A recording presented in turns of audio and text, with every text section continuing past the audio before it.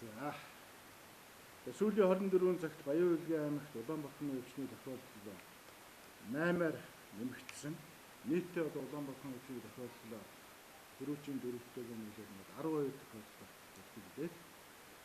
Энэ орон нутагтаа ялангуяа Баян Улгийн аймагт Улаанбаатарын тохиолдол нь мэдээж дотоодын халдвар ихсэж байгаатай холбогдуулан өнөөдрийн хэвлэлийн байгууллагыг зохион байгуулж байгаа.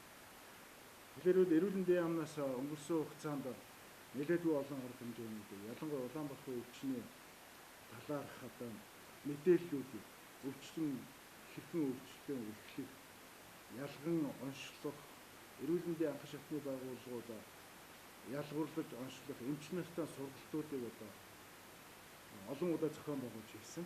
Тэгээ эрүүл мэндийн байгууллагууд дээр анхан шатн дээр юм бол энэ вакцинжуулалтын ажлуудыг авч хэрэгжүүлж хийж байна. Улаанбаатарын өвчин бол өөрөө дэгдэлтэй, маш их дэгдэлтэй. Битүү орчинд, агааргүй орчинд байсан бүх тэнд хамрагдж байгаа бүх иргэд 2 цагийн дотор бүгдээрээ халдвар авах хэмжээний маш их эсэлт байгуулсан. Халдварын эсэл ихтэй юм өвчин.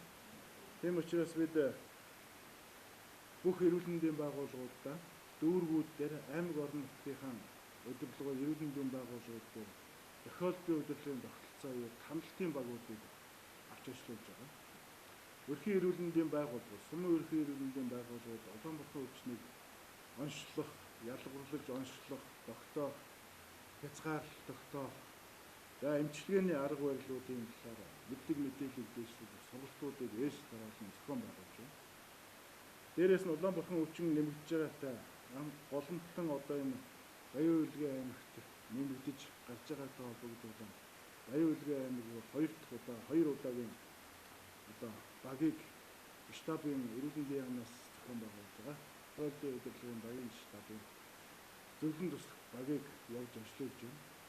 Өнөөдрийн байдлаар Баян Улгийн аймагт гарсан энэ өвчлөлийн талаар тэнд байгаа голомтлон гарч байгаа тэр тохиолдлуудыг илрүүлэх, тохиолдлуудыг 86%-тайгаар вакцинд хамруулаад байгаа.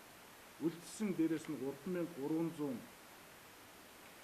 энэ Улаанбаатарын өвчний товлын вакцинд ороогүй үлдсэн 1500 хүүхдүүд, дээрээс нь жирэмсэн эхчүүд 0-9 сартай няраа хүүхдүүдээс судалгаануудыг гаргаж 3300 вакцинжуулалтыг ойрын хугацаа энэ 7 хоногт бүрэн хийж дуусгах үүрэг даалгавар өгч чиглэлтэй ажиллаж байна. Мөн Баян Улгийн аймагаас болон баруун аймагуудаас орж ирж байгаа хөлийн шалган нэвтрүүлэх байгууллагууд, дээрээс нь аялал жуулчлалын бүс Цэнгэл суманд байрладаг Алтай таван богд руу явж байгаа жуулчид тэр аяллалын дотоодын аяллалынхаа энэ асуудлууд бас зөвлөн зөвлөгөөнүүдийг хүргэх. Дээрээс нь сургууль ихтэй сургуулиудыг хичээл эхлэхтэй холбогдуулан энэ аслагдсан газруудаас аймагуудаас Улаанбаатар руу орж ирж байгаа энэ урсгал энэ үед нь хяналтын шинжилгээ хийх, шинж тэмдгээ өрчсөн илрүүлэлтийг хийх ажлуудыг зохион байгуулж авч хэрэгжүүлж байна. Өнөөдрийн хурлын бас гол зорилго бол иргэдэд хүргэх мэдээллийн нэг нь бол иргэд маань түрүүн хэлсэн эрүүл мэндийн сайд нэг сайхан сайдын тушаалаар гарсан вакцинжуулалтанд хамрагдаагүй нөхөн сон сурагчид хүүхдүүд, дээрээс нь 0-9 сартай вакцинжуулалтын заалтанд ороогүй няраа хүүхдүүд, ахмад настан эмзэг бүлгийн сахарны диабет болон тийм ээ суур өвчтэй иргэдийг хамгийн түрүүнд эхэлж вакцинд хамруулах арга хэмжээг зохион байгуулж өрх гэр бүл өөрийнхөө гэр бүлд байгаа иргэдийг хамруулаач гэж уриалах гэсэн.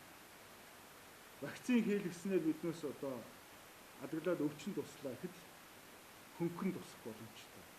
Өрсөн сэргийлэх боломжтой. Бүх нийтийн дархлаажуулалт вакциныг хийлгэснээр энэ өвчлөлийг багаар авч үзэх, эрсдэл багтаагаа даван туулах ийм боломж нь бүрддэг. Өнгөрсөн 2015-2016 онд гарсан Улаанбаатарын өвчин дэгдэлтээр 150 гаруй иргэд, хүүхэд, саяны эрсдэл бүлгийн иргэд маань нас болсон. Энээс өрсөн сэргийлэх, энэ эзлэх гол хувийг бол түрүүний хэлсэн 0-9 сартай хүүхдүүд, вакцинд хамрагдаагүй бүх насны хүүхдүүд, эмзэг бүлэг буюу нөгөө зорилттой бүлгийн хүмүүс, ахмад настангууд, жирэмсэн эхчүүд хамрагдаж байгаа. Тийм учраас бүх эрүүл мэндийн байгууллагуудаараа нэмэлт нөхөн вакцинжуулалт хийлгэхийг одоо уриалж байна. Ингэснээр иргэдийг хамгаалж чадах, өөрсдийнхөө халуун амбуллынхаа гэр бүлийнхаа гишүүдийг өссөн сэргийлж чадах ийм боломжийг бүрдэх юм аа гэж хэлэгдэлтэй. За товчхондоо юм гэлээ. Асуух зүйл байсан. Цаг тухайн үед нь тэгээ эрүүл мэндийн байгууллагуудаа бас нийгмийн хариуцлагын хүрээнд ч гэсэн эрүүл мэндийн байгууллагуудаар хамтарч ажиллах шаардлага үүсэж байгаа. Үнэхээр одоо энэ бол маш их тохиолдолтой өндөр халдвартай өвчний хувьд вакцинжуулалтыг бүх нийтийн иргэдтэй хамруулах, саяны хэлсэн одоо хэсэг бүлгийнхаа хүмүүсийг бүрэн хамруулах тал дээр эрүүл мэндийн байгууллагууд маань хамтарч ажиллаж, уриалга гаргаж, өссөн сэргийлтийн болон эмчилгээнийхээ өвчнийг ялган сэргийлж, тэгтэн эмчилж болох энэ зөвлөмж эрүүл мэндийн яамнаас орж байгаа зөвлөмжүүдийг хараанд түгээж ажиллахыг стафнаас хүсэж байна.